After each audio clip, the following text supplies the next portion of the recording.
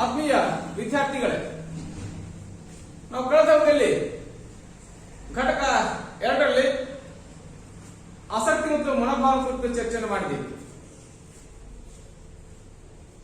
ಅದಾದ ನಂತರದಲ್ಲಿ ಘಟಕ 3ರಲ್ಲಿ ವ್ಯಕ್ತಿತ್ವ ಮತ್ತು ಸಮಾಯೋಜನೆ, ಅದರಲ್ಲಿ ಪ್ರಮುಖ ಪರಿಕಲ್ಪನೆಯನ್ನು ಕಂಡುಕೊಳ್ಳಕ್ಕೆ ಸಾಧ್ಯ ಆದರೆ ವ್ಯಕ್ತಿತ್ವ ಅಥವಾ ಇಂಗ್ಲಿಷಲ್ಲಿ ಅದನ್ನು ನಾವು ಪರ್ಸನಾಲಿಟಿ ಕರೀಲಿಕ್ಕೆ ಸಾಧ್ಯ ಆಗುತ್ತೆ.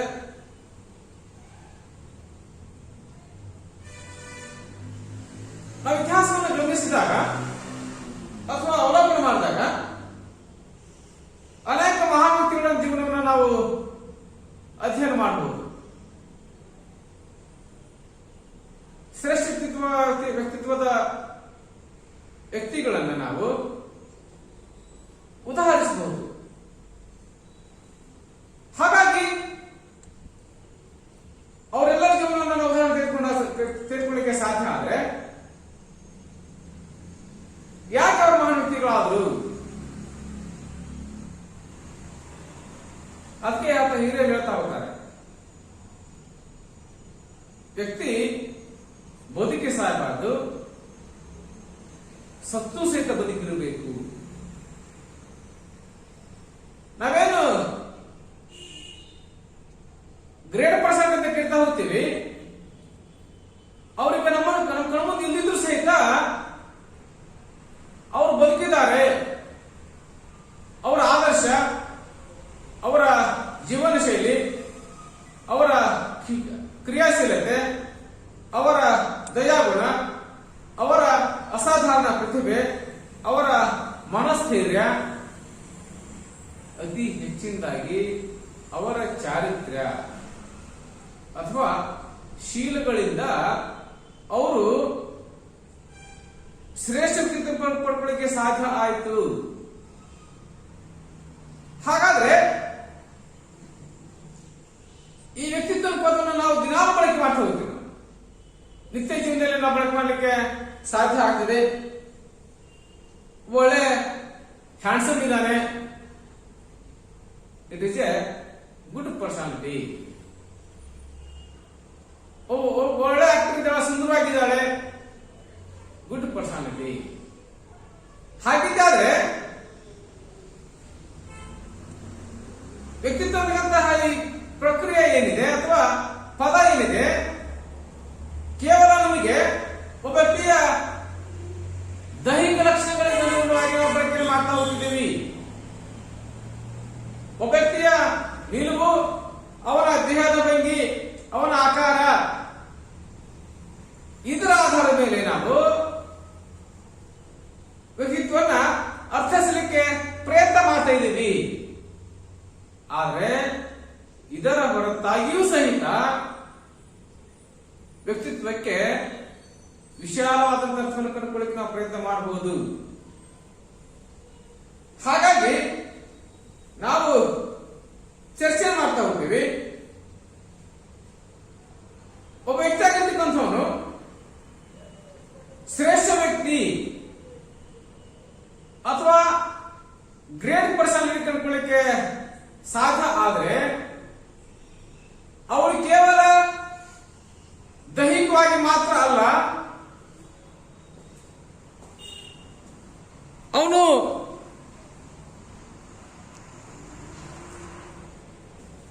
ದೈಹಿಕ ಲಕ್ಷಣಗಳನ್ನು ಹೊರತುಪಡಿಸಿದ ಸಹಿತ ಇತರ ಮೌಲ್ಯಗಳ ಆಧಾರದ ಮೇಲೆ ಅವನನ್ನು ನಾವು ಶ್ರೇಷ್ಠ ವ್ಯಕ್ತಿತ್ವ ಅಂತ ಗುರುತಿಸಲಿಕ್ಕೆ ಸಾಧ್ಯ ಆಗ್ತದೆ. ಹಾಗೆಯೇ ಸ್ವಾಮಿ ವಿವೇಕಾನಂದರು, ಅಂಬೇಡ್ಕರ್ ಆಗಿರಬಹುದು, ಹಾಗೆಯೇ ಮಹಾತ್ಮ ಗಾಂಧೀಜಿ ಆಗಿರ್ಬೋದು. ಮಹಾತ್ಮ ಗಾಂಧೀಜಿ ತುಂಡು ಬಟ್ಟೆ ಸುತ್ತಕೊಂಡಿದ್ರು ಸಹಿತವಾಗಿ ಗಾಂಧೀಜಿ ತನ್ನ ಕೋಲಿನೊಂದಿಗೆ ಒಂದು ಹೆಜ್ಜೆ ಮುಂದಿಟ್ಟಿದ್ದೆ. ಆದರೆ ಸೂರ್ಯಮೃಗದ ಸಾಮ್ರಾಜ್ಯ ಬ್ರಿಟಿಷ್ ಸರ್ಕಾರ ಏನಿದೆ ಅದು 2 ಹೆಜ್ಜೆ ಹಿಂದಿರ್ತಿತ್ತು. ನಾವು ಇತಿಹಾಸದಲ್ಲಿ ಓದ್ತೇವೆ. ಹಾಗಿದ್ದಾದ್ರೆ ಗಾಂಧೀಜಿ ಒಂದ್ ಹೆಜ್ಜೆ ಮುಂದಿಟ್ಟಿದ್ದೆ ಆದ್ರೆ ಬ್ರಿಟಿಷ್ ಸರ್ಕಾರ 2 ಹೆಜ್ಜೆ ಹಿಂದಿರ್ತಿತ್ತು ಅನ್ನೋದನ್ನ ಬರ್ಕೊಳ್ಳಿಕ್ಕೆ ಸಾಧ್ಯ ಆದ್ರೆ, ಇದು ಸತ್ಯ ಆಗಿದ್ದಾದ್ರೆ ನಮ್ಮ ಗಾಂಧೀಜಿ ಯಾವ WWF ಅಲ್ಲಿ ಆಟ ಆಡಿದ್ರು? ಇಲ್ವಲ್ಲ. ಸರಕಲು ಶರೀರ, ಕೇವಲ ತುಂಡುಡುಗೆ, ಬರಿಮೈಯ ವ್ಯಕ್ತಿ, ಕೈಯಲ್ಲೊಂದು ಕೋಲು,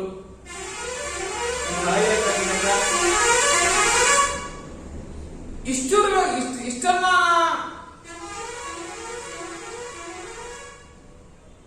ಇರ್ತಕ್ಕಂಥ ವ್ಯಕ್ತಿ ಇಡೀ ಒಂದು ಸೂರ್ಯಮೃಗ ಸಾಮ್ರಾಜ್ಯವನ್ನ ನಡುಗಿಸ್ತಾ ಇದ್ದ ಅಂತಂದ್ರೆ ಅವರಲ್ಲಿ ಅಂತದ್ದೇನಿತ್ತು? ಅವರ ಸತ್ಯ, ಶಾಂತಿ, ಅಹಿಂಸೆ, ಸತ್ಯಾಗ್ರಹ, ಅವರ ಹೋರಾಟಗಳು, ಅವರ ಬದುಕು ಅಷ್ಟು ಪರಿಶುದ್ಧ ಆಗಿತ್ತು ಅಂತ ನಾವು ಕಂಡುಕೊಳ್ಳಕ್ಕೆ ಸಾಧ್ಯ ಆಗುತ್ತೆ. ಹಾಗಾಗಿ ನಾವು ಹೇಳ್ತಾ ಹೋಗ್ತೀವಿ, ಒಬ್ಬ ವ್ಯಕ್ತಿಯ ಮಾತಿನ ವೈಖರಿ, ನಡೆನುಡಿ, ಜೀವನ ಶೈಲಿ, ಯೋಚನಾ ಲಹರಿ, ಇತರರೊಡನೆ ಇರ್ತಕ್ಕಂತಹ ಒಡನಾಟ ಹಾಗೂ ವರ್ತನೆ, ಮತ್ತೊಬ್ಬರ ಭಾವನೆಗಳಿಗೆ ಪ್ರತಿಸ್ಪಂದಿಸತಕ್ಕಂಥ ಸಾಮರ್ಥ್ಯ, ಸಂವೇಗಾತ್ಮಕ ಬುದ್ಧಿಶಕ್ತಿ, ಹೊಸ ಸನ್ನಿವೇಶ ಪರಿಸ್ಥಿತಿಗಳಿಗೆ ಹೊಂದ್ಕೊಳ್ತಕ್ಕಂತಹ ಸಾಮರ್ಥ್ಯ, ಇವುಗಳ ಆಧಾರದ ಮೇಲೆ ಒಬ್ಬ ವ್ಯಕ್ತಿಯನ್ನ ನಾವು ಗ್ರೇಟ್ ಪರ್ಸನ್ ಕಂಡುಕೊಳ್ಳಿಕ್ಕೆ ಸಾಧ್ಯ ಆಗ್ತದೆ. ಹಾಗಾಗಿ ನಾವು ಹೇಳ್ತಾ ಹೋಗ್ತೀವಿ,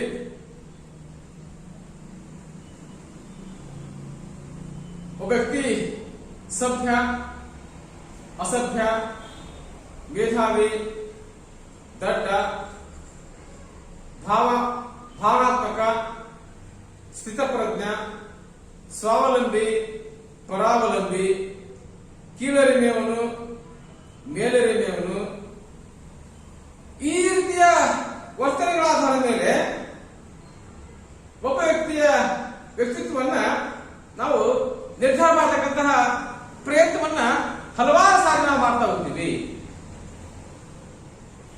ಹಾಗಾಗಿ ವಿಶೇಷವಾಗಿ ಹೇಳ್ತಾ ಹೋಗ್ತೀವಿ. ಹಾಗಾದ್ರೆ ವ್ಯಕ್ತಿತ್ವ ಅಂದ್ರೆ ಏನು? ವ್ಯಕ್ತಿತ್ವ ಪದ ಎಲ್ಲಿಂದ ಬಂತು ಅಂತ ತಿಳ್ಕೊಳ್ಳಿಕ್ಕೆ ಸಾಧ್ಯ ಅಂದ್ರೆ, ಕನ್ನಡದ ವ್ಯಕ್ತಿತ್ವ ಪದಕ್ಕೆ ಸಮಾನವಾಗಿ ಇಂಗ್ಲಿಷ್ ಅಲ್ಲಿ ಪರ್ಸನಾಲಿಟಿ ಅನ್ನೋ ಪದವನ್ನು ನಾವು ಬಳಕೆ ಮಾಡ್ತಾ ಹೋಗ್ತೀವಿ. ಈ ಪರ್ಸನಾಲಿಟಿ ಏನಿದೆ ಇದು ಲ್ಯಾಟಿನ್ ಭಾಷೆಯ ಪದದ ಪರ್ಸೋನಾ ಅನ್ನೋ ಪದದಿಂದ ಬರಲಿಕ್ಕೆ ಸಾಧ್ಯ ಆಗ್ತದೆ. ಇಂಗ್ಲಿಷ್ ಅಲ್ಲಿ ಇರ್ತಕ್ಕಂತಹ ಪರ್ಸನಾಲಿಟಿ ಏನಿದೆ ಇದು ನಮಗೆ ಲ್ಯಾಟಿನ್ ಭಾಷೆಯಿಂದ ಬರಲಿಕ್ಕೆ ಸಾಧ್ಯ ಆಗ್ತದೆ. ಲ್ಯಾಟಿನ್ ಭಾಷೆಯ ಪರ್ಸೋನಾ ಅನ್ನೋ ಪದದಿಂದ ಬರಲಿಕ್ಕೆ ಸಾಧ್ಯ ಆಗ್ತದೆ.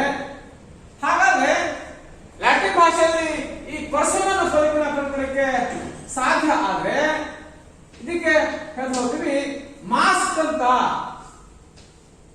ಹಾಗಾದ್ರೆ ಈ ಮಾಸ್ಕ್ ಪದದ ಅರ್ಥನ ಕನ್ನಡದಲ್ಲಿ ಕಂಡುಕೊಳ್ಳಲಿಕ್ಕೆ ಸಾಧ್ಯ ಆದ್ರೆ ಮುಖವಾಡ. ಹಾಗಿದ್ದಾದ್ರೆ ಈ ಮುಖವಾಡ ಎಲ್ಲಿಂದ ಬಂತು? ಮುಖವಾಡ ಯಾಕೆ ಬಂತು? ಮುಖವಾಡ ಹೇಗೆ ಬಂತು? ಇದು ಅತ್ಯಂತ ಅವಶ್ಯಕ. ಮುಖವಾಡ ಎಲ್ಲಿಂದ ಬಂತು, ಹೇಗೆ ಬಂತು, ಹೇಗೆ ಬಂತು ಅಂತ ಕಂಡುಕೊಳ್ಳಿಕ್ಕೆ ಸಾಧ್ಯ ಆಗಿದ್ದೆ ಆದ್ರೆ, ಹಿಂದೆ ಗ್ರೀಕ್ ನಾಟಕಗಳಲ್ಲಿ ಪಾತ್ರಧಾರಿಯೊಬ್ಬ ತನ್ನ ಪಾತ್ರಕ್ಕೆ ಒಪ್ಪತಕ್ಕಂತಹ ಮುಖವಾಡವನ್ನು ಧರಿಸಿ ಅಭಿನಯಿಸ್ತಾ ಇದ್ದ, ಪಾತ್ರವನ್ನು ಮಾಡ್ತಾ ಇದ್ದ, ನಾಟಕವನ್ನು ಮಾಡ್ತಾ ಇದ್ದ, ಅಭಿನಯಿಸ್ತಾ ಇದ್ದ.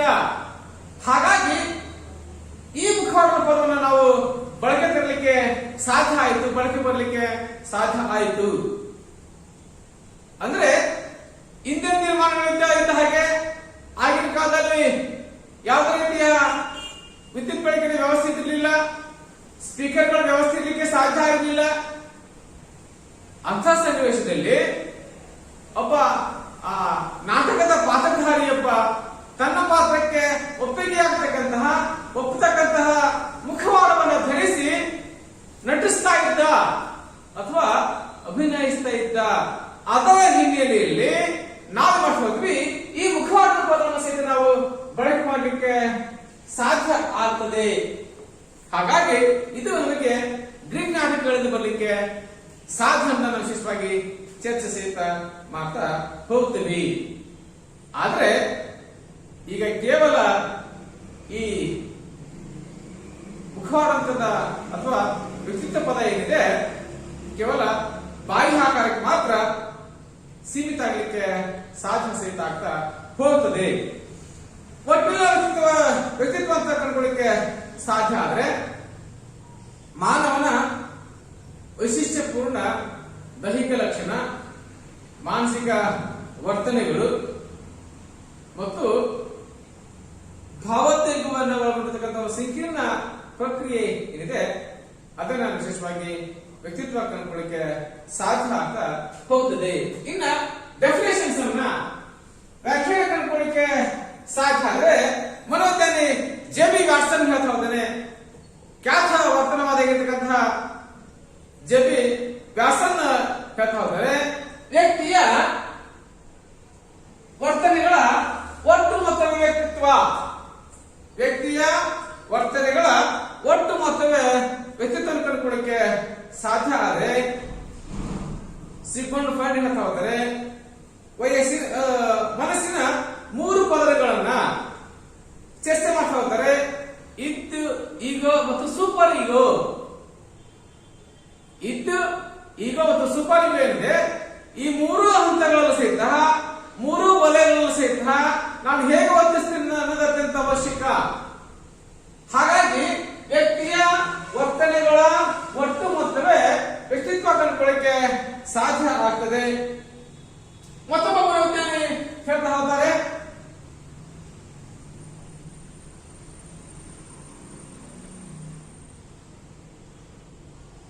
ಜೆ.ಡಬ್ಲ್ಯೂ. ಅಲ್ಪೋರ್ಡ್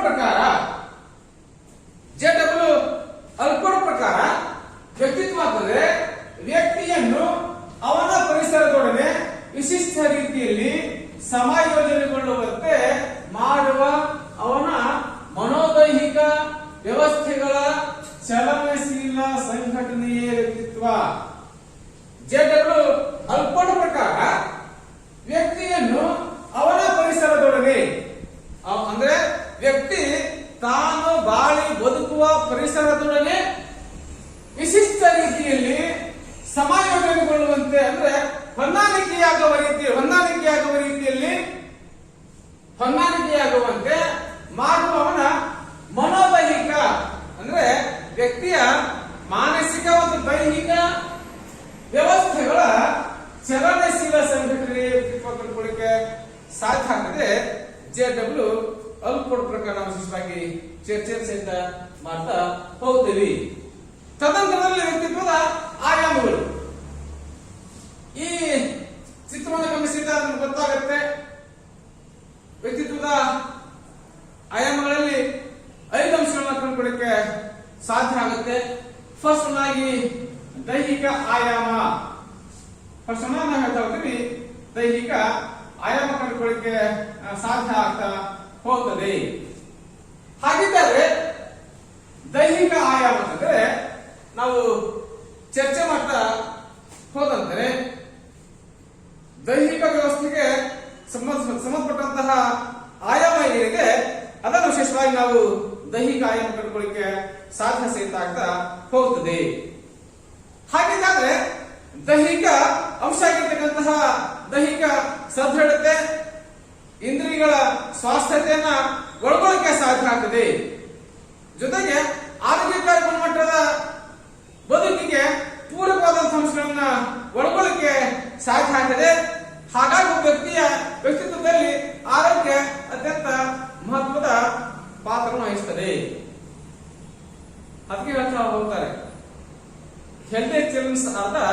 ವೆಲ್ತ್ ಆಫ್ ನೇಷನ್ ಅಂತ ಹೇಳಿ. Healthy childrens are the wealth of nation ಅಂದ್ರೆ ಆರೋಗ್ಯವಂತ ಮಕ್ಕಳು ದೇಶದ ಸಂಪತ್ತು. ಒಬ್ಬ ವ್ಯಕ್ತಿ ಅನಾರೋಗ್ಯ ಪೀಡಿತನಾದ್ರೆ ಅವನ ಮನೆಗೆ ಹೊರೆಯಾಗ್ತಾನೆ, ಆರ್ಥಿಕವಾಗಿ ನಷ್ಟ ಆಗ್ತದೆ, ಆ ಕುಟುಂಬ ಜರ್ಜರಿತ ಆಗಲಿಕ್ಕೆ ಸಾಧ್ಯ ಆಗ್ತದೆ, ಜೊತೆಗೆ ಮಾನಸಿಕ ಕಿರಿಕಿರಿ ಉಂಟಾಗಲಿಕ್ಕೆ ಸಾಧ್ಯ ಆಗ್ತದೆ. ಹಾಗಾಗಿ healthy childrens are wealth of nation ಅನ್ನ ನಾವು ಕಂಡುಕೊಳ್ಳಿಕ್ಕೆ ಉದಾಹರಿಸಲಿಕ್ಕೆ ಸಾಧ್ಯ ಸಹಿತ ಆಗ್ತಾ ಹೋಗ್ತದೆ. ಜೊತೆಗೆ ಒಬ್ಬ ವ್ಯಕ್ತಿ ಆಗಿರ್ತಕ್ಕಂಥವನು ದೈಹಿಕ ದುರ್ಬಲತೆಗೆ ಒಳಗಾಗಿದ್ದಾರೆ, ಮಾನಸಿಕ ಸ್ಥಿರತೆ ಕಾಪಾಡಿಕೊಳ್ಳಿಕ್ಕೆ ಸಾಧ್ಯ ಇಲ್ಲ, ಜೊತೆಗೆ ಅದೇ ಕಂಟಿನ್ಯೂ ಆದರೆ ಖಿನ್ನತೆಗೆ ಒಳಗಾಗಲಿಕ್ಕೆ ಸಾಧ್ಯ ಆಗ್ತದೆ. ಹಾಗಾಗಿ ನಮ್ಮ ವರ್ತನೆ ಮೇಲೆ ನಮ್ಮ ದೈಹಿಕ ಆರೋಗ್ಯ ಸಹಿತ ಪ್ರಭಾವ ಬೀರ್ತಾ ಹೋಗ್ತದೆ. ಅದಕ್ಕೆ ಹೇಳ್ತಾ ಹೋಗ್ತಾರೆ sound mind in a sound body. Aristotle ಹೇಳ್ತಾ ಹೋಗ್ತಾರೆ sound mind in a sound body. ಸದೃಢ ದೇಹದಲ್ಲಿ ಸದೃಢ ಮನಸ್ಸನ್ನು ಕಳ್ಕೊಳ್ಳಿಕ್ಕೆ ಸಾಧ್ಯ ಆಗ್ತದೆ. ಹಾಗಾಗಿ ಸದೃಢ ಮನಸ್ಸಿಗೆ ಸದೃಢ ದೇಹ ಅತ್ಯಂತ ಅವಶ್ಯಕ. ಹಾಗಾಗಿ ಇಡೀ ದೈಹಿಕ ಸದೃಢ ವ್ಯಕ್ತಿ ತಾನು ಆರೋಗ್ಯವಾಗಿರ್ತೇನೆ, ಇಡೀ ಕುಟುಂಬದ ಅನಾರೋಗ್ಯಕ್ಕೆ ಅಥವಾ ಸಮಾಜಕ್ಕೆ ಹೊರೆಯಾಗಿ ಅನಾರೋಗ್ಯಕರವಾದ ಸಾಮಾಜಿಕ ವಾತಾವರಣಕ್ಕೆ ಕಾರಣ ಆಗಲಿಕ್ಕೆ ಸಾಧ್ಯ ಆಗ್ತದೆ. ವ್ಯಕ್ತಿಯ ದೈಹಿಕ ಸದೃಢತೆ ಏನಿದೆ ಮನಸ್ಸಿನ ಇಚ್ಛಾಶಕ್ತಿಯನ್ನು ಹೆಚ್ಚಿಸಲಿಕ್ಕೆ ಸಾಧ್ಯ ಆಗ್ತದೆ. ಜೊತೆಗೆ ಅವರಲ್ಲಿ ಅಭಿರುಚಿ ಆಸಕ್ತಿ ಹೆಚ್ಚಿಸಲಿಕ್ಕೆ ಸಾಧ್ಯ ಆಗ್ತಾ ಹೋಗ್ತದೆ. ಅನ್ನೋದನ್ನ ವಿಶೇಷವಾಗಿ ಚರ್ಚೆ ಸಹಿತ ಮಾಡ್ತಾ ಹೋಗ್ತೀವಿ. ಅದಕ್ಕೆ ವಿವೇಕಾನಂದ ಹೇಳ್ತಾ ಹೋಗ್ತಾರೆ ವಾಟ್ ಇಸ್ ಎಜುಕೇಶನ್ ಅಂತಂದ್ರೆ ನಿಜವಾದ ಶಿಕ್ಷಣ ಅಂತಂದ್ರೆ ಯಾವುದು? ಕಬ್ಬಿಣದಂತಹ ಮಾಂಸಖಂಡಗಳು, ಉಕ್ಕಿನಂತಹ ನರಗಳು, ಯಾವುದಕ್ಕೂ ಜಗ್ಗದ ಪ್ರಚಂಡ ಇಚ್ಛಾಶಕ್ತಿ, ಜೊತೆಗೆ ಸಿಂಹ ಧೈರ್ಯ ಹೊಂದಿರತಕ್ಕಂತಹ ವ್ಯಕ್ತಿಗಳ ನಿರ್ಮಾಣವೇ ಶಿಕ್ಷಣದ ಗುರಿ ಅಂತ ಹೇಳ್ತಾ ಹೋಗ್ತಾರೆ. ಸ್ವಾಮಿ ವಿವೇಕಾನಂದ ಹೇಳ್ತಾ ಹೋಗ್ತಾರೆ. ಏನ್ ಹೇಳ್ತಾರೆ? ಕಬ್ಬಿಣದಂತಹ ಮಾಂಸಖಂಡಗಳು, ಉಕ್ಕಿನಂತಹ ನರಗಳು ಹಾಗೂ ಯಾವುದಕ್ಕೂ ಜಗ್ಗದ ಪ್ರಚಂಡ ಇಚ್ಛಾಶಕ್ತಿ ಹೊಂದಿರುವ ಹಾಗೂ ಸಿಂಹ ಧೈರ್ಯ ಹೊಂದಿರತಕ್ಕಂತಹ ವ್ಯಕ್ತಿಗಳ ನಿರ್ಮಾಣವೇ ಶಿಕ್ಷಣದ ಗುರಿ. ಹಾಗಿದ್ದಾಗ ಒಬ್ಬ ವ್ಯಕ್ತಿಯ ದೈಹಿಕ ಆರೋಗ್ಯ ಅತ್ಯಂತ ಅವಶ್ಯಕ. ಹಾಗಾಗಿ ವ್ಯಕ್ತಿಯ ದೈಹಿಕ ಆರೋಗ್ಯ ಅವನ ಇಡೀ ಜೀವನದ ಮೇಲೆ ಪ್ರಭಾವ ಬೀರಲಿಕ್ಕೆ ಸಾಧ್ಯ ಆಗ್ತದೆ ಅಂತ ವಿಶೇಷವಾಗಿ ಚರ್ಚೆ ಸಹಿತ ಮಾಡ್ತಾ ಹೋಗ್ತೀವಿ. ನೆಕ್ಸ್ಟ್ ಆಗಿ ಅವನ ಮಾನಸಿಕ ಆಯಾಮ. ಹಾಗಿದ್ದಾರೆ ವ್ಯಕ್ತಿಯ ದೈಹಿಕ ಆಯಾಮ ಆ ನಂತರದಲ್ಲಿ ಮತ್ತೊಂದು ಮಹತ್ತರ ಅಂಶ ಕಂಡುಕೊಳ್ಳಕ್ಕೆ ಸಾಧ್ಯ ಆದ್ರೆ ಅವನ ಮಾನಸಿಕ ಆಯಾಮ.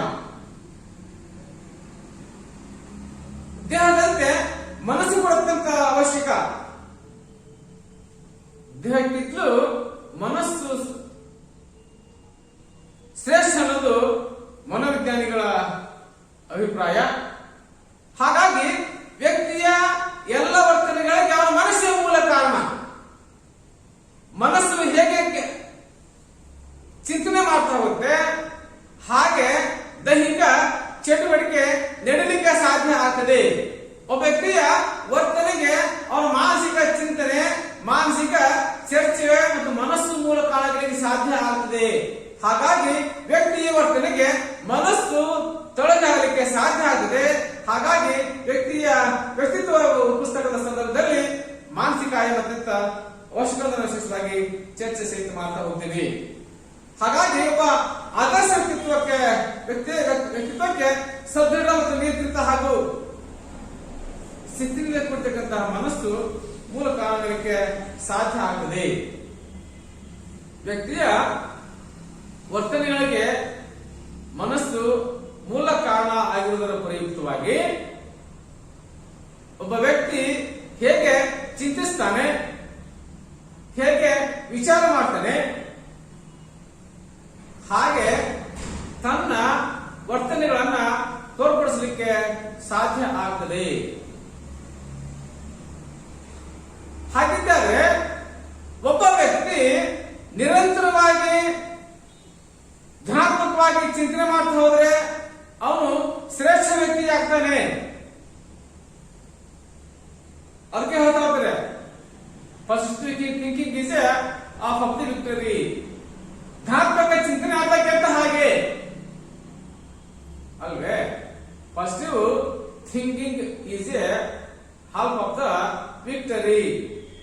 ಧನಾತ್ಮಕ ಚಿಂತನೆ ಅರ್ಧ ಗೆಲುವು ಸಿಕ್ಕ ಹಾಗೆ ಅನ್ನೋದನ್ನ ಕಂಡುಕೊಳ್ಳಿಕ್ಕೆ ಸಾಧ್ಯ ಆಗ್ತದೆ. ಇನ್ನ ನಕಾರಾತ್ಮಕ ಚಿಂತನೆ ವ್ಯಕ್ತಿಯನ್ನ ಸಂಕಷ್ಟಕ್ಕೆ ದೂಡುತ್ತದೆ, ಸಮಸ್ಯೆಗಳನ್ನ ತಂದೊಡ್ಡುತ್ತೆ.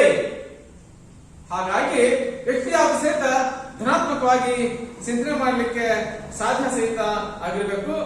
ಅಶಿಸ್ತಿನ ಮನಸ್ಸು ಅಥವಾ ಅಶಾಶ್ವತ ಮನಸ್ಸು ಏನಿದೆ ಅಥವಾ ದುರ್ಬಲ ಮನಸ್ಸು ಏನಿದೆ ಅದು ಅವನ ವ್ಯಕ್ತಿತ್ವ ನಾಶಕ್ಕೆ ಕಾರಣ ಆಗಲಿಕ್ಕೆ ಸಾಧ್ಯ ಆಗ್ತದೆ.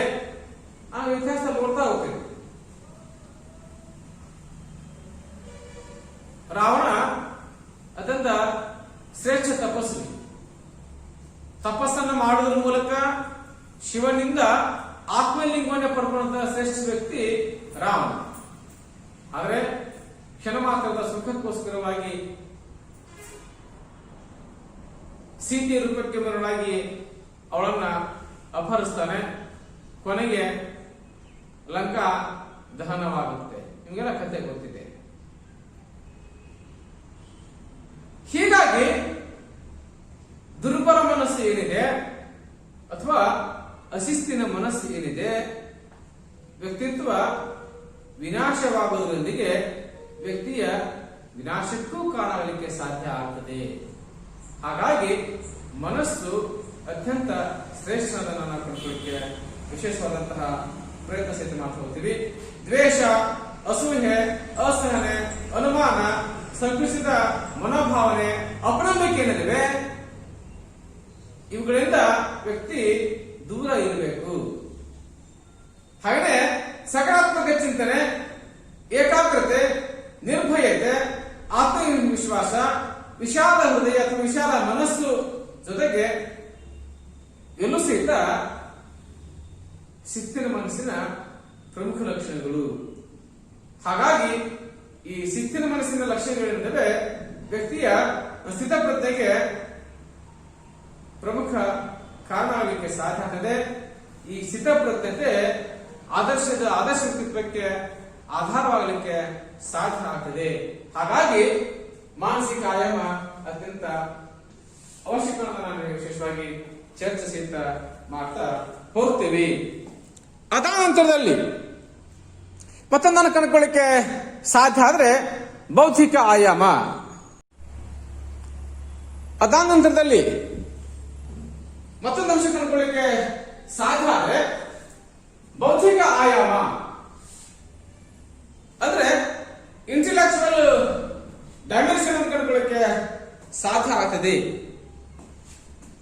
ಮಾನಸಿಕ ಆಯಾಮದ ನಂತರದಲ್ಲಿ ಬರ್ತಕ್ಕಂತಹ ಮತ್ತೊಂದು ಆಯಾಮ ಅಂತಂದ್ರೆ ಅದು ಇಂಟೆಲೆಕ್ಚುವಲ್ ಡೈಮೆನ್ಷನ್ ಕಂಡುಕೊಳ್ಳಿಕ್ಕೆ ಸಾಧ್ಯ ಆಗುತ್ತೆ. ಹಾಗಾದ್ರೆ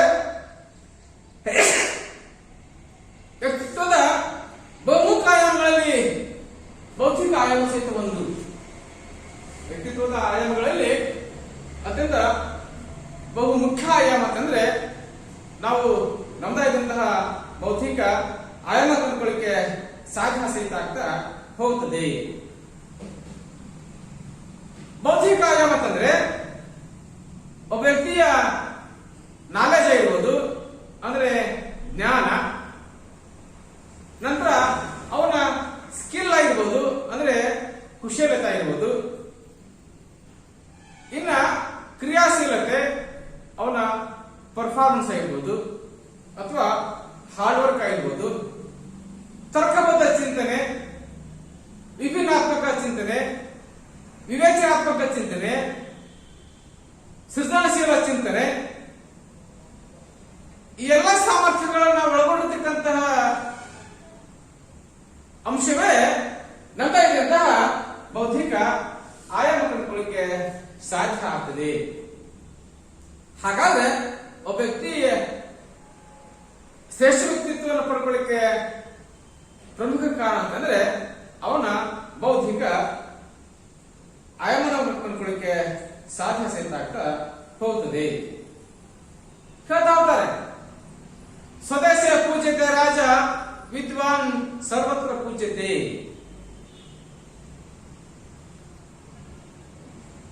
ಅಂದ್ರೆ ಒಬ್ಬ ರಾಜ ಆಗಿರ್ತಕ್ಕಂಥವನು ಕೇವಲ ತನ್ನ ಆಸ್ಥಾನದಲ್ಲಿ ತನ್ನ ಸಾಮ್ರಾಜ್ಯದಲ್ಲಿ ಪೂಜೆಗೆ ಒಳಪಡಲಿಕ್ಕೆ ಸಾಧ್ಯ ಆದರೆ ಅಥವಾ ಪೂಜೆಗೆ ಒಳಪಡಲಿಕ್ಕೆ ಸಾಧ್ಯ ಆದರೆ ವಿದ್ವಾನ್ ಸರ್ವತ್ರ ಪೂಜ್ಯತೆ. ವಿದ್ವಾಂಸ ಅಥವಾ ಜ್ಞಾನ ಆಗಿರ್ತಕ್ಕಂಥವನು ಎಲ್ಲ ಸ್ಥಳ, ಎಲ್ಲ ಕಾಲ, ಎಲ್ಲ ಸಮಯ, ಎಲ್ಲ ಪ್ರದೇಶಗಳಲ್ಲಿ ಸಹಿತ ಪೂಜೆಗೆ ಒಳಗಾಗ್ತಕ್ಕಂಥ ಇದರ ತಾತ್ಪರ್ಯ. ಹಾಗಾಗಿ ಸ್ವದೇಶ ಪೂಜ್ಯತೆ ರಾಜ ವಿದ್ವಾನ್ ಸರ್ವತ್ರ ಪೂಜೆಗೆ ಕರ್ಕೊಳ್ಳಿಕ್ಕೆ ಸಾಧ್ಯ ಆಗ್ತದೆ. ಹಾಗಾಗಿ ಜ್ಞಾನ ಆಗಿರ್ತಕ್ಕಂಥವನು ಎಲ್ಲ ಸ್ಥಳ, ಎಲ್ಲ ಕಾಲ, ಎಲ್ಲ ಪ್ರದೇಶ, ಎಲ್ಲ ಸಮಯಗಳಲ್ಲೂ ಸಹಿತ ಪೂಜೆಗೆ ಒಳಗಾಗಲಿಕ್ಕೆ ಸಾಧ್ಯ ಸಹಿತ ಆಗುತ್ತದೆ. ವಿಶೇಷವಾಗಿ ಚರ್ಚೆ ಸಹಿತ ಹೋಗ್ತೇವೆ. ಹಾಗಾಗಿ ಇಡೀ ಜಗತ್ತೇ ಜ್ಞಾನಿಗಳನ್ನ, ಮೇಧಾವಿಗಳನ್ನ, ಬುದ್ಧಿವಂತರನ್ನ, ತತ್ವಶಾಸ್ತ್ರಜ್ಞರನ್ನ ಗುರುತಿಸ್ತಕ್ಕಂಥ ಕೆಲಸವನ್ನ ಮಾಡ್ತಾ ಹೋಗ್ತದೆ.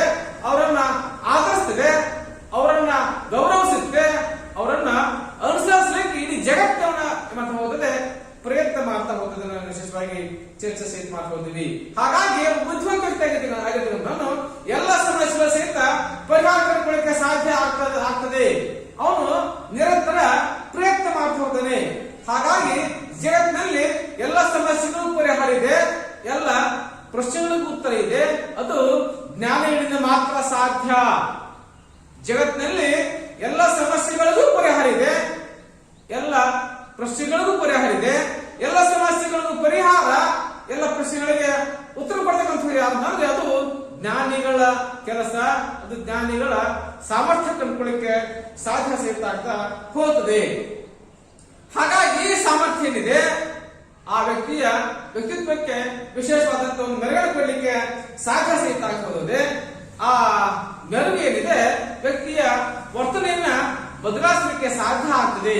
ಹಾಗಾಗಿ ಹೇಳ್ತಾ ಹೋಗ್ತೀವಿ, ಸ್ವದೇಶ ಪೂಜ್ಯತೆ ರಾಜ ವಿದ್ವಾನ್ ಸರ್ವತ್ರ ಪೂಜ್ಯತೆ ಕಂಡುಕೊಳ್ಳಿಕ್ಕೆ ಸಾಧ್ಯ ಸಹಿತ ಆಗ್ತಾ ಹೋಗ್ತದೆ. ಈ ಪ್ರೌಢಿಮೆ ಏನಿದೆ ವ್ಯಕ್ತಿಗೆ ಸರಿ ತಪ್ಪುಗಳು ಯಾವುದು, ಇವುಗಳನ್ನ ಚೆನ್ನಾಗಿ ಅರ್ಥಕೊಳ್ಳಿಕ್ಕೆ ಸಾಧ್ಯ ಅಥವಾ ಸರಿ ಯಾವುದು, ತಪ್ಪು ಯಾವುದು, ಯಾವುದು ನೈತಿಕ, ಯಾವುದು ನೈತಿಕ ಅಂತಕ್ಕಂತಹ ವಿವೇಚನ ಸಾಮರ್ಥ್ಯ ತಂದುಕೊಳ್ಳಿಕ್ಕೆ ಸಾಧ್ಯ ಸಹಿತ ಆಗ್ತಾ ಹೋಗಿದೆ. ಹಾಗಾಗಿ ನಾವು ವಿಶೇಷವಾಗಿ ಚರ್ಚೆ ಸಹಿತ ಮಾಡ್ಕೊಳ್ತೀವಿ. ಸಾಕ್ರೆಟಿಸ್ ಹೇಳ್ತಾ ಹೋಗ್ತಾರೆ, ನಾಲೆಜ್ ಈಸ್ ಪವರ್ ಅಂತ ಹೇಳಿ. ಜ್ಞಾನವೇ ಶಕ್ತಿ. ಈ ಜ್ಞಾನದ ಶಕ್ತಿ ಏನಿದೆ ವ್ಯಕ್ತಿಯನ್ನ ಎಲ್ಲಾದ್ರೂ ಸಹಿತ ಅವನು ಗೆದ್ದು ಬರಬಲ್ಲ ಅಥವಾ ಈಜಿ ಬರ್ಲಿಕ್ಕೆ ಸಾಧ್ಯ ಆಗ್ತದೆ. ದಡವನ್ನು ಮುಟ್ಟಿಸಲಿಕ್ಕೆ ಜ್ಞಾನ ಅವನಿಗೆ ಸಹಾಯಕ ಆಗ್ತಾ ಹೋಗ್ತದೆ. ಹಾಗಾಗಿ ಹೇಳ್ತಾ ಹೋಗ್ತೀವಿ, ಸಾಕ್ರೆಟಿಸ್ ಹೇಳ್ತಾ ಹೋಗ್ತಾರೆ, ನಾಲೆಜ್ ಈಸ್ ಪವರ್ ಅಂತ. ಜ್ಞಾನವೇ ಶಕ್ತಿ ಕಂಡುಕೊಳ್ಳಿಕ್ಕೆ ಸಾಧ್ಯ ಸಹಿತ ಆಗ್ತಾ ಹೋಗ್ತದೆ. ಸರ್ವಜ್ಞ ಹೇಳ್ತಾ ಹೋದರೆ, ವಿದ್ಯೆಯುಳ್ಳವನ ಮುಖವು ಮುದ್ದು ಬರುವಂತಿಕ್ಕು, ವಿದ್ಯೆ ಇಲ್ಲದವನ ಬರಿ ಮುಖವು ಹಾಳುವರ ಹತ್ತಿರತಕ್ಕ ಸರ್ವಜ್ಞ. ವಿದ್ಯೆಯುಳ್ಳವನ ಮುಖವು ಮುದ್ದು ಬರುವಂತಿಕ್ಕು, ವಿದ್ಯೆ ಇಲ್ಲದವನ ಬರಿ ಮುಖವು ಹಾಳುವರ ಹತ್ತಿರತಕ್ಕ ಸರ್ವಜ್ಞ. ಹಾಗಾಗಿ ವ್ಯಕ್ತಿಗೆ ಜ್ಞಾನ ಮುಖ್ಯ, ವಿದ್ಯೆ ಮುಖ್ಯ ಅನ್ನೋದನ್ನ ಕಂಡುಕೊಳ್ಳಿಕ್ಕೆ ಸಾಧ್ಯ ಆಗ್ತದೆ. ಈ ಜ್ಞಾನ ಏನಿದೆ ಮನುಕುಲದ ಶ್ರೇಯಸ್ಸಿಗೆ ಪ್ರಮುಖ ಕಾರಣ ಆಗಲಿಕ್ಕೆ ಸಾಧ್ಯ ಆಗ್ತದೆ. ನೆಕ್ಸ್ಟ್ನಾಗಿ ಸಾಮಾಜಿಕ ಆಯಾಮ. ಸಾಮಾಜಿಕ ಆಯಾಮ ಅಂತಂದ್ರೆ ವ್ಯಕ್ತಿ ತಾನು ಬದುಕಿ ಬಾಳಿ ಜೀವನ ಸಾಗಿಸ್ತಕ್ಕಂತಹ ಪರಿಸರ ಏನಿದೆ ಅದರ ಸ್ವಾಸ್ಥ್ಯ ಮುಖ್ಯ. ಸಾಮಾಜಿಕ ಸ್ವಾಸ್ಥ್ಯದ ಪರಿಕಲ್ಪನೆ ತಿಳಿಸ್ತಕ್ಕಂತಹ ಆಯಾಮ ಏನಿದೆ ಇದನ್ನ ವಿಶೇಷವಾಗಿ ಹೇಳ್ತಾ ಹೋಗ್ತೀವಿ.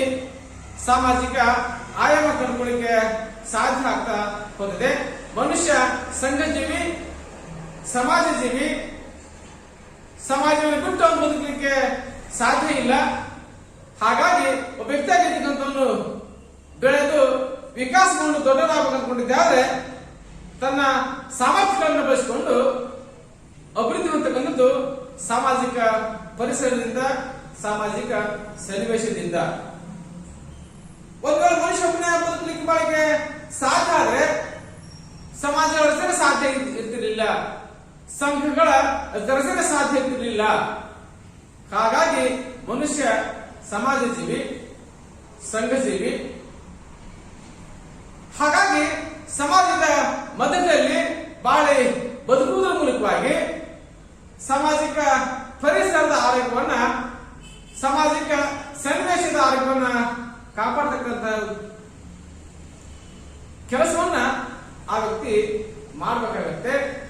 ಹಾಗಾಗಿ ನಾವು ಹೇಳ್ತಾ ಹೋಗ್ತೀವಿ, ಸಮಾಜದಲ್ಲಿ ನಾನು ಅಂತಕ್ಕಂಥ ಅಂದ್ರೆ ಅದು ಅಹಂಕಾರ ಆಗಲಿಕ್ಕೆ ಸಾಧ್ಯ ಆಗ್ತದೆ. ನಾನು ಎನ್ನುವ ಬದಲಾಗಿ ನಾವು ಅಂತಕ್ಕಂತಹ ಮನೋಭಾವ ಅಥವಾ ವಿಶಾಲ ಭಾವನೆ ತಾಳ್ತಾ ಆದ್ರೆ ಅದು ಉತ್ತಮವಾದಂತಹ ವ್ಯಕ್ತಿತ್ವ ಆಗಲಿಕ್ಕೆ ಸಾಧ್ಯ ಆಗ್ತದೆ. ಅದರಿಂದ ವ್ಯಕ್ತಿ ಸರ್ವಶ್ರೇಷ್ಠ ವ್ಯಕ್ತಿತ್ವವನ್ನ, ಸರ್ವಶ್ರೇಷ್ಠ ವ್ಯಕ್ತಿ ಆಗಲಿಕ್ಕೆ ಸಾಧ್ಯ ಸಹಿತ ಆಗ್ತಾ ಹೋಗ್ತದೆ. ನಾವು ಮತ್ತೊಬ್ಬರಿಗೆ ಗೌರವ ಕೊಟ್ರೆ ಅವರು ನಮಗೆ ಗೌರವ ಕೊಡ್ತಾ ಹೋಗ್ತಾರೆ. ನಾವು ಮತ್ತೊಬ್ಬರನ್ನ ನಂಬಿದ್ದೆ ಆದ್ರೆ ಅವರು ನಮ್ಮನ್ನ ನಂಬಲಿಕ್ಕೆ ಪ್ರಯತ್ನ ಮಾಡ್ತಾ ಹೋಗ್ತಾರೆ. ನಾವು ಮತ್ತೊಬ್ಬರನ್ನ ಪ್ರೀತಿಸಿದ್ದೆ ಆದ್ರೆ ಅಥವಾ ಪ್ರೀತಿಯಿಂದ ಕಂಡಿದ್ದೆ ಆದ್ರೆ ಅವರು ನಮ್ಮನ್ನ ಪ್ರೀತಿಯಿಂದ ಕಾಣಲಿಕ್ಕೆ ಸಾಧ್ಯ ಆಗ್ತದೆ.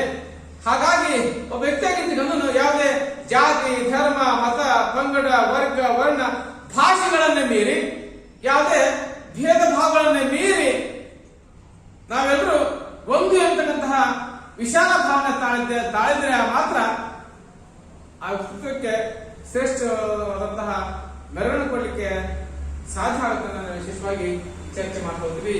ನೆಕ್ಸ್ಟ್ ಆಗಿ ಆಧ್ಯಾತ್ಮಿಕ ಆಯಾಮ. ಹಾಗಾದ್ರೆ ಕೊನೆಯದಾಗಿ ನಾವು ಕಂಡುಕೊಳ್ಳಿಕ್ಕೆ ಸಾಧ್ಯ ಆಗುತ್ತೆ ಆಧ್ಯಾತ್ಮಿಕ ಆಯಾಮ. ವ್ಯಕ್ತಿತ್ವದ ಆಯಾಮಗಳಲ್ಲಿ ಇದು ಅತ್ಯಂತ ಮಹತ್ವದ್ದು. ವ್ಯಕ್ತಿಯ ವ್ಯಕ್ತಿತ್ವದ ಶ್ರೇಷ್ಠತೆ ಪಡ್ಕೋದೆ ಇದರ ಆಧಾರದ ಮೇಲೆ ಬದುಕಿನ ಶ್ರೇಷ್ಠ ಮೌಲ್ಯ ಹಾಗೂ ತತ್ವಗಳನ್ನು ಎತ್ತಿ ಹಿಡಿದು ದೈವತ್ವದೊಂದಿಗೆ ಸಂಬಂಧ ಕಲ್ಪನೆ ಮಾಡ್ಕೊಳ್ತಕ್ಕಂತಹ ಅಂಶಗಳನ್ನ ಒಳಗೊಂಡಂತ ಆಯಾಮ ಕಂಡುಕೊಳ್ಳಿಕ್ಕೆ ಸಾಧ್ಯ ಆಗುತ್ತೆ. ಅದೇ ಆಧ್ಯಾತ್ಮಿಕ ಆಯಾಮ. ಹಾಗಾಗಿ ಉಳಿದೆಲ್ಲ ಆಯಾಮಗಳಿಗೆ ಅಂದ್ರೆ ದೈಹಿಕ ಆಯಾಮ, ಮಾನಸಿಕ ಆಯಾಮ, ಬೌದ್ಧಿಕ ಆಯಾಮ, ಸಾಮಾಜಿಕ ಆಯಾಮಕ್ಕೆ ಮೂಲ ತಳಹದಿ ಅಥವಾ ಆಧಾರವನ್ನು ನಾವು ಹೇಳ್ಕೊಳ್ತೀವಿ. ನಮ್ದಾದಂತಹ ಏನು ಆಧ್ಯಾತ್ಮಿಕ ಆಯಾಮ ಕಂಡುಕೊಳ್ಳಿಕ್ಕೆ ಸಾಧ್ಯ ಸಹಿತ ಆಗ್ತಾ ಹೋಗ್ತದೆ. ಪ್ರತಿಯೊಬ್ಬ ವ್ಯಕ್ತಿಗಳು ಸಹಿತ ದೈವತ್ವದ ಗುಣಗಳಿದ್ದಾವೆ. ಅದಕ್ಕೆ ಹೇಳ್ತಾ ಹೋಗ್ತಾರೆ, ಮನುಷ್ಯ ಹುಟ್ಟುತ್ತಾ ವಿಶ್ವಮಾನವ, ಬೆಳೆಯುತ್ತಾ ಅಲ್ಪ ಮಾನವ. ಮನುಷ್ಯ ಹುಟ್ಟಬೇಕಾದಾಗ ವಿಶ್ವ ಮಾನವನಾಗಿ ದೈವ ಸ್ವರೂಪಿಯಾಗಿ ಹುಟ್ಟಿರ್ತಾನೆ. ಆದ್ರೆ ಬೆಳೆಯುತ್ತವನೇ ಮಾಡ್ತಾನೆ ಅಲ್ಪ ಮಾನವನಾಗಿ ನಾವು ನಿರ್ಮಿಸ್ತಕ್ಕಂಥ ವ್ಯವಸ್ಥೆ ಕಂಡುಕೊಳ್ಳಿಕ್ಕೆ ಸಾಧ್ಯ ಆಗ್ತದೆ. ಹಾಗಾಗಿ ಪ್ರೀತಿ, ಸೇವೆ, ಪರಿಶುದ್ಧತೆ, ಸತ್ಯಸಂಧತೆ, ಆತ್ಮದ ಅರಿವು ಇವೆಲ್ಲವೂ ಸಹಿತ ದೈವತ್ವದ ಗುಣಗಳು. ಇವುಗಳ ವ್ಯಕ್ತಿಯಲ್ಲಿ ಮೂಡಿ ಬರಲಿಕ್ಕೆ ಸಾಧ್ಯ ಆಗಿರಬೇಕು. ಈ ದೈವತ್ವದ ಅರಿವಿನಿಂದ ಜ್ಞಾನ, ಶಕ್ತಿ, ಉತ್ತಮತೆ, ಪರಿಶುದ್ಧ ಭಾವನೆ ಮುಂತಾದ ಮೌಲಿಕ ಅಂಶಗಳ ವ್ಯಕ್ತಿಯಲ್ಲಿ ಉಂಟಾಗಲಿಕ್ಕೆ ಅಥವಾ ಒಡಮೂಡಲಿಕ್ಕೆ ಸಾಧ್ಯ ಆಗ್ತದೆ. ಇದರಿಂದ ವ್ಯಕ್ತಿಯಲ್ಲಿ ಆತ್ಮವಿಶ್ವಾಸ, ಆತ್ಮಜ್ಞಾನ, ನಾಯಕತ್ವ, ಮನಸ್ಥೈರ್ಯ, ಸ್ವಯಂ ಶಿಸ್ತು, ಸ್ವಯಂ ಪರಿಕಲ್ಪನೆ ಮೂಡಿ ಬರಲಿಕ್ಕೆ ಸಾಧ್ಯ ಆಗುತ್ತೆ. ಇಷ್ಟೇ ಅಲ್ಲದೆ ವ್ಯಕ್ತಿಯ ವಿಧೇಯತೆ, ಪ್ರಾಮಾಣಿಕತೆ, ಸತ್ಯಸಂಧತೆ, ಸಹನೆ, ಕರುಣೆ, ಸೌಜನ್ಯ, ನಿಸ್ವಾರ್ಥತೆ ಹಾಗೂ ಮಾನವೀಯತೆಯ ಮೂಲಕ ವ್ಯಕ್ತ ಆಗಲಿಕ್ಕೆ ಸಾಧ್ಯ ಆಗ್ತದೆ.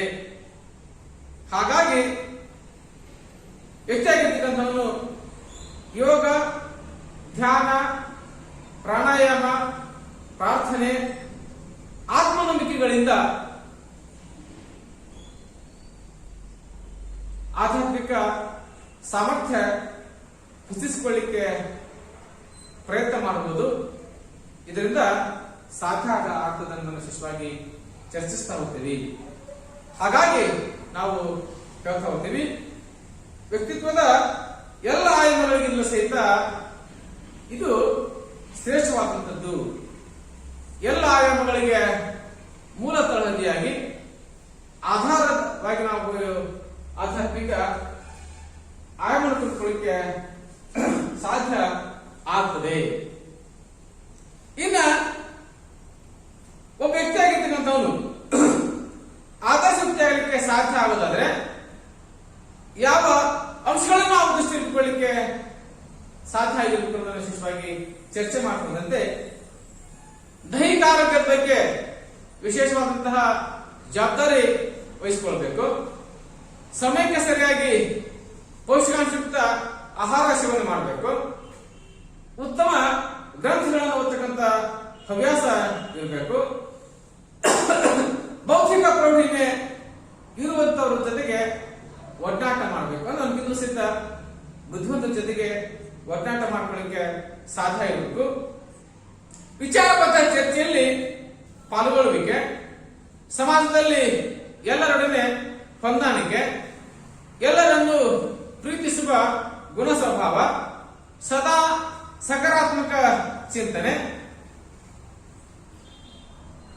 ನಿರಂತರವಾಗಿ ನಾವು ಧನಾತ್ಮಕ ಚಿಂತನೆ ಮಾಡ್ತಾ ಹೋದ್ರೆ ಗೆಲುವು ಅತ್ಯಂತ ಸರಳವಾಗಲಿಕ್ಕೆ ಸಾಧ್ಯ ಆಗುತ್ತೆ. ನಾವು ಕೇವಲ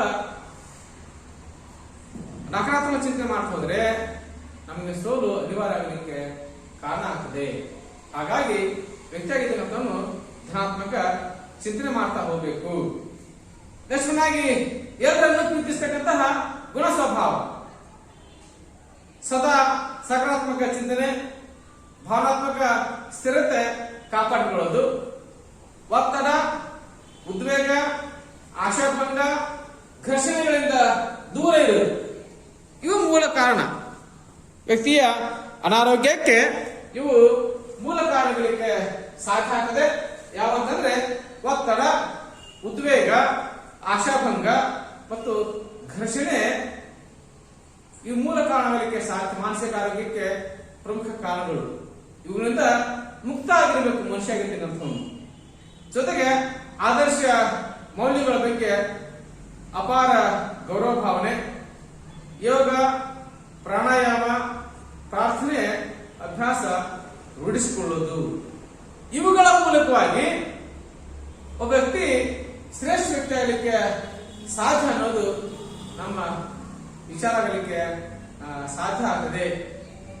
ಹಾಗಾಗಿ ಒಬ್ಬ ವ್ಯಕ್ತಿ ಆಗಿದ್ದನ್ನು ಗ್ರೇಟ್ ಪರ್ಸನಾಲಿಟಿಯನ್ನ ಪಡ್ಕೊಳ್ಳಿಕ್ಕೆ ಸಾಧ್ಯ ಆದ್ರೆ ಅವ್ರ ಜೀವನಕ್ಕೆ ಒಂದು ಮೆರುಗು ಬರಲಿಕ್ಕೆ ಸಾಧ್ಯ ಆಗ್ತದೆ. ಎಲ್ಲರಿಗೂ ಧನ್ಯವಾದಗಳು.